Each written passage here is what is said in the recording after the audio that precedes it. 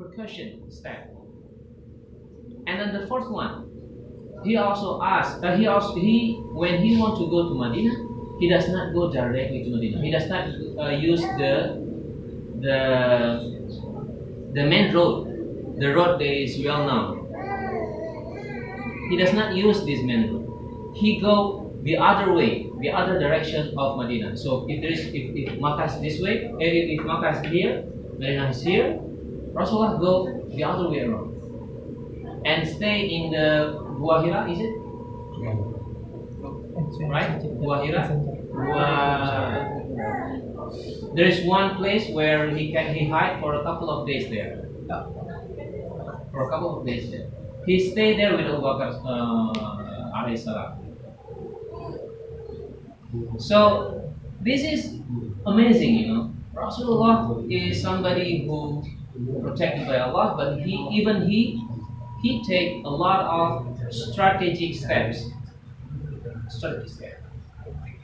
And then another one, what he do is he asked son of Abu Bakr, which at the time is around 11 years old, 10 years old, something like that. He asked him to go around the market to hear if there is any development, if anybody knows whether Rasulullah went already, if they know the path of Rasulullah sallallahu alaihi wasallam. So he's sending the spy to the market, a kid as a spy. Okay, how many? 6 already? 7. He also asked some of the people to cover his track. Where so the camel usually when they walk on the sand there's a track. So he asked somebody to cover the track using the domba, the lamb, you know, the part of the sheep. Lamb is something that we can eat. Yes, the sheep. Okay. So it's covered. But although Rasulullah SAW have already taken these 7 steps and many more that we don't know, but he is really a very strategic person, smart, strategic, right? But still, the Quraysh tribe who want to kill him, they know what to do to deal with this kind of strategy. So what they do is they hire one guy who is really good at tracing the track in the Sahara desert. Sahara desert, not desert, desert.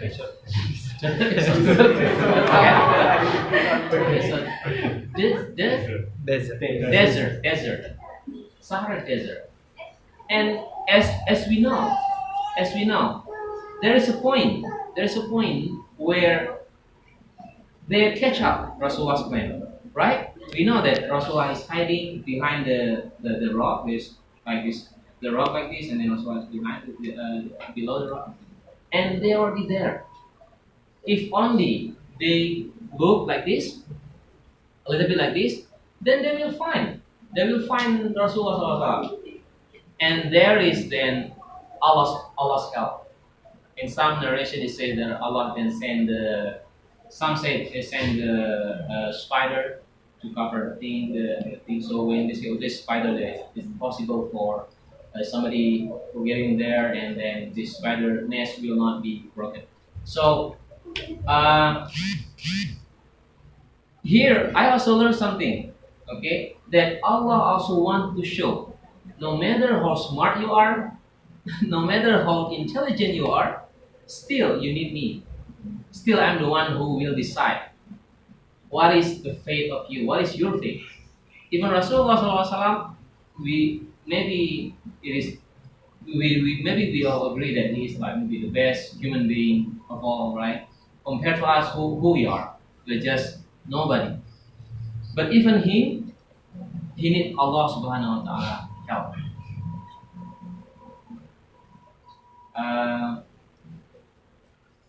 So Also, okay, so this is the first thing that I learned.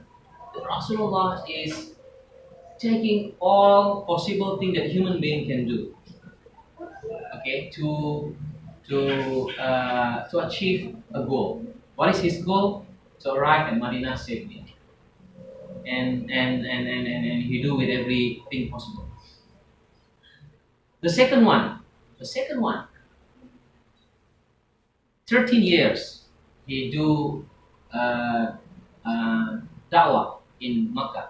13 years with the help of Quran, and we know if you guys looking into the Quran, you guys will know. We all know how powerful is Quran. We know that mujizat of Isa al-Masih, one of his mujizat is he can cure people.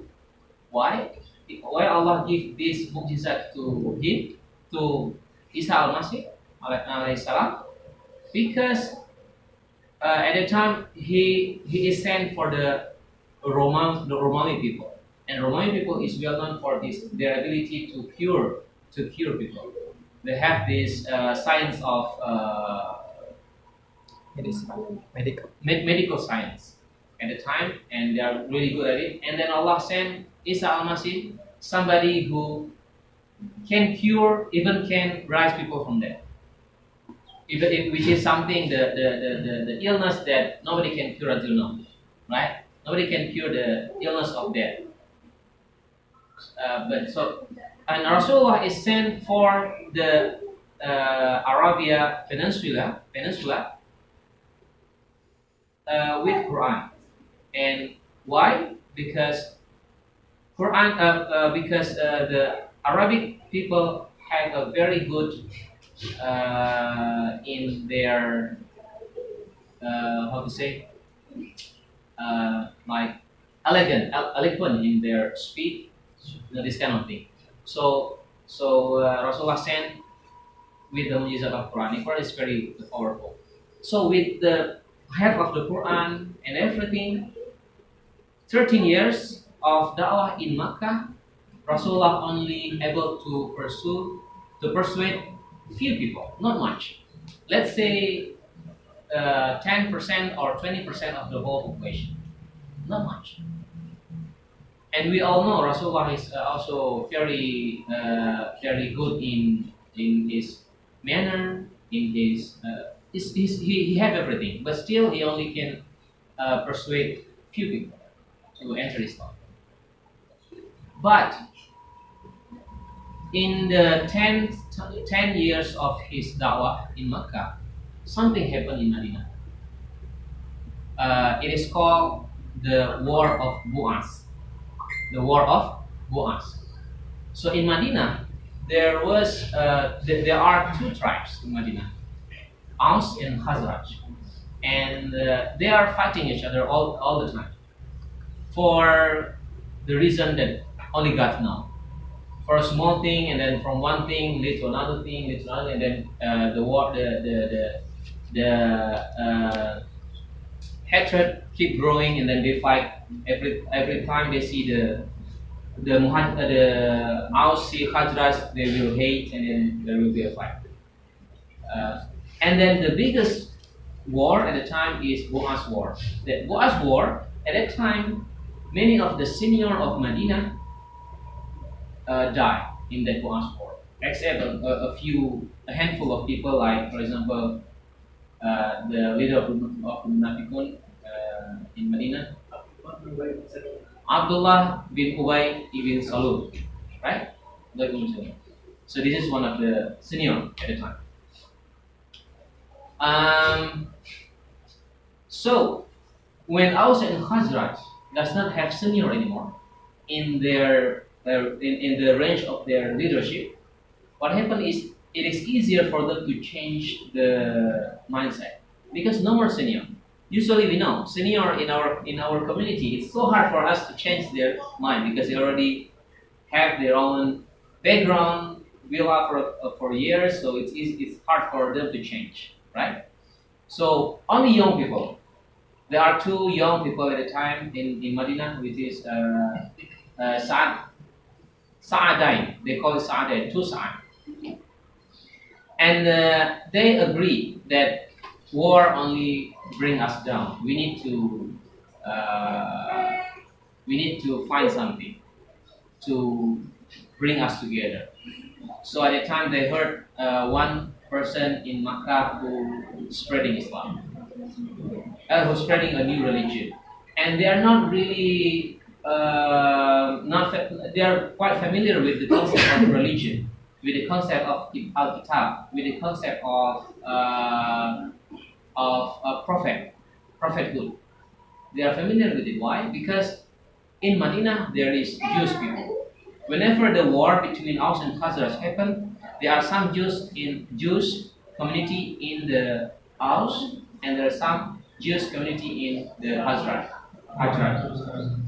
community. So whenever they fight and somebody lost, what happened?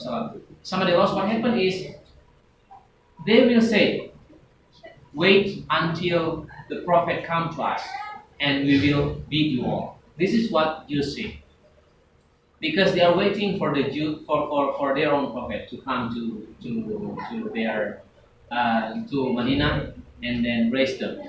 They will say, "Wait until our prophet come, like Musa come, even Fir'aun can be defeated.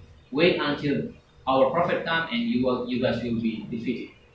So Aus and Khazraj, they familiar with this, and then when they heard about one guy in Medina, in Makkah, who tried to preach some religion, so they sent some of their people there, and then try to find this guy, and they found Rasulullah Sallallahu Alaihi Wasallam.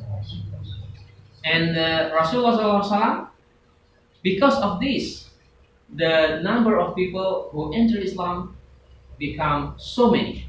In only a few months, it increased from only like 12 people from Medina till 30 till hundreds of them.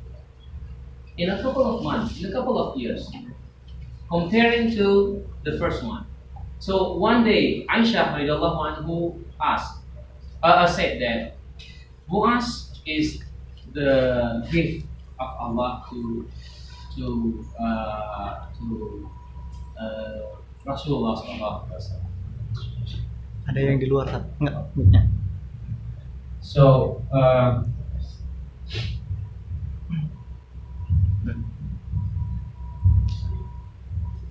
Ya. So this is the second thing, that although how many hard Rasulullah SAW tried, whether about the hijrah, whether about the da'wah, still Allah Subhanahu wa Taala is the one who comes to the rescue at the end of the line, at the end of the line.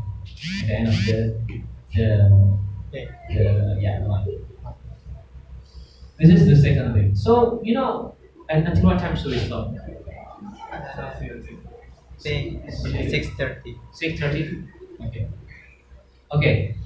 There are many things actually, but what I want to tell you guys that as a Muslim, we need to follow this. It is hard for me to follow this, so I'm telling you guys. Maybe you guys can do it, but for me, it's quite hard to be able to do everything in your power to achieve one goal. So recently, I'm reading one book. The name of the book is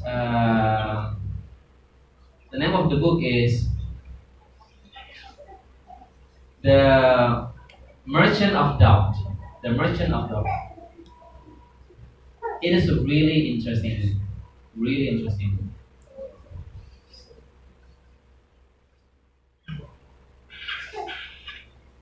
This is the book, Merchant of Doubt. Doubt. So penjual keraguan-keraguan. Merchant of Doubt. Yeah. So in this story, it is said that there are many big corporate,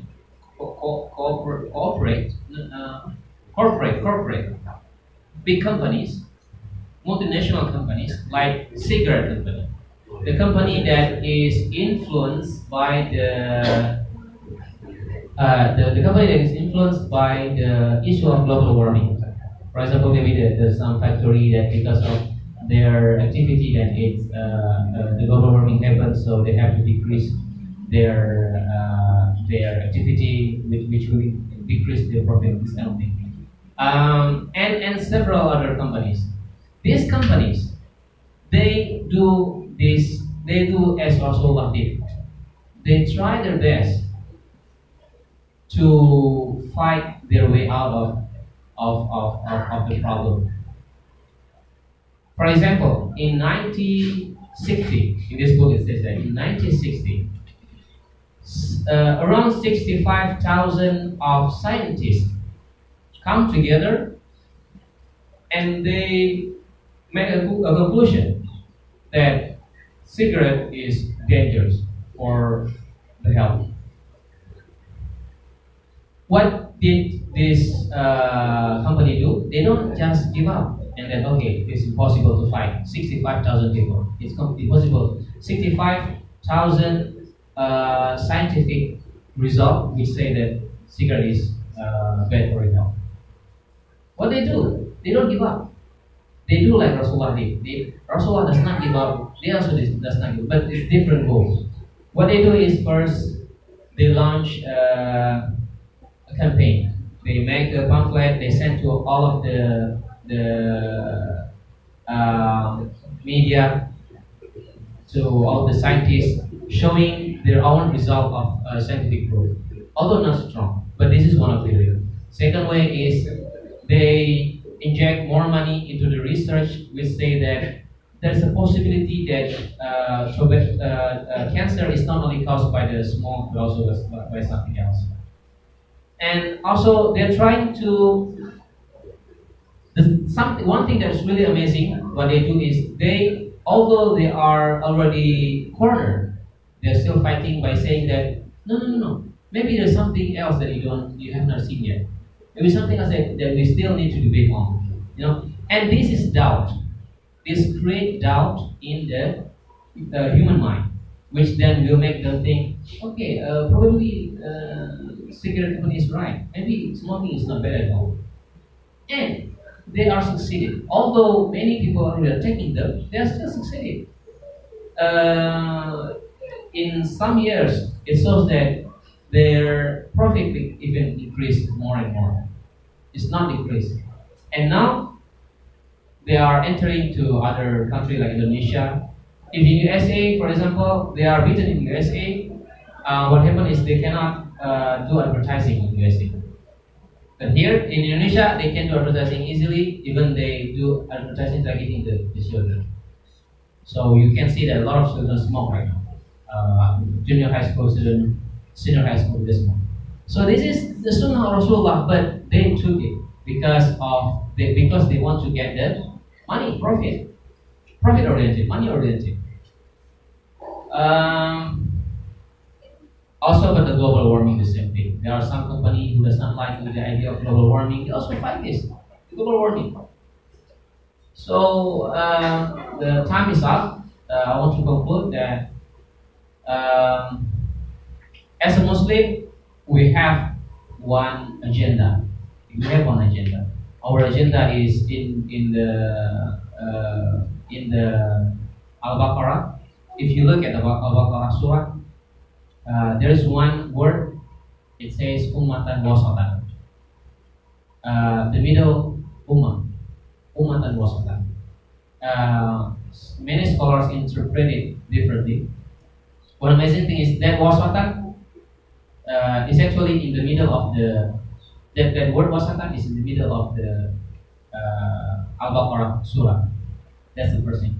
And another thing is wasatan, like for example between Christianity community religion and Jewish religion, we can see that Jewish people, they focusing too much on the knowledge of the religion, but what they do is they're trying to find some lack in their religion, so then they can follow the religion without burdening themselves.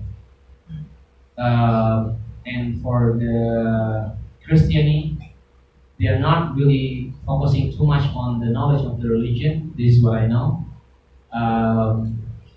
Therefore, they have many type of their kitab, of their Injil. Injil, this version of Injil, this version is Injil.